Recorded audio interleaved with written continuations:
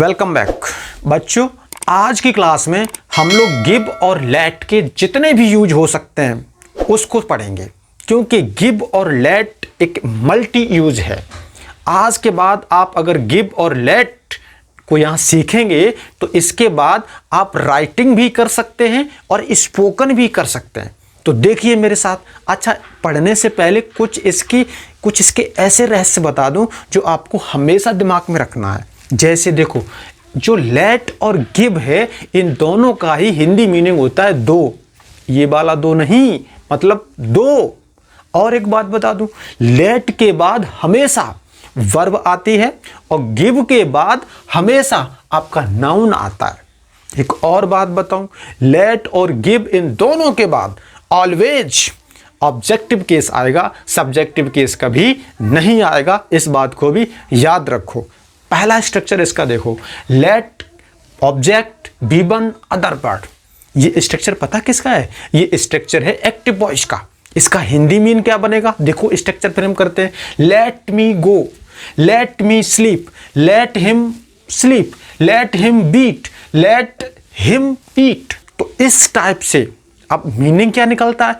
मुझे खाने दो, उसे जाने दो, उसे रोने दो, उसे पढ़ने दो, उसे भागने दो। आप बना सकते हो ऐसे, जितना मन करे आप बनाओ। अगला स्ट्रक्चर गिव का देखो, तो गिव के बाद ऑब्जेक्ट लगाओ, ऑब्जेक्ट के बाद नाउन लगाओ और नाउन के बाद कोई अदर वर्ड लगाओ। जो कि हम पहले ही बता चुके थे, वर्ब जो है वो लेट के बाद आती है और जो गिव है उसके बाद क्या आता है? बोलो क्या आता है? हम आपसे बात कर रहे हैं बच्चे, क्या आता है? नाउन। तो अब इसका जब स्ट्रक्चर फ्रेम करेंगे तो give me your pen, give me your notebook, give him your pen, give her your pen. जितना मन करे बनाओ। Give me a glass of water, give me a glass of milk, give me a glass of honey. Third structure इसका देखो। अब मान के चलो आपने ये तो कह दिया, अब अगर किसी से मना करना है तो कैसे मना करोगे? तो उसके लिए आप डू नॉट का यूज करो, जिसको डोंट भी बोलते हैं। तो देखो लेट में लगाओ पहले, don't let object given other word. अब इसमें बनाओ let, don't let him go, उसे मत जाने दो। डोंट लेट हिम ईट, उसे मत खाने दो। डोंट लेट हिम बीट, उसे मत पीटने दो। तो इस टाइप से आप बना सकते हो। आगे देखो गिव का, जब गिव वाले में हम डोंट लगाएंगे तो स्ट्रक्चर वही रहेगा, केवल अंतर इतना हो जाएगा, जहां उसमें वर्ब आता था वहां इसमें नाउन आ जाएगा। तो देखो कैसे बनाएंगे। डोंट गिव हिम मनी, उसको पैसे मत दो। Don't give me A notebook, मुझे नोटबुक मत दो। Don't give him a cycle, don't give him a motorcycle, don't give her A car. तो इस टाइप से आप जितने चाहो सेंटेंस फ्रेम कर सकते हो। अगला स्ट्रक्चर देखो। अगला स्ट्रक्चर जो है आपका, ये प्रपोजल के लिए है। प्रपोजल तो आप देते रहते हो, क्योंकि यह भी घटना आपकी जिंदगी से है। आप रोज किसी न किसी को प्रपोज कर ही देते हो जाके।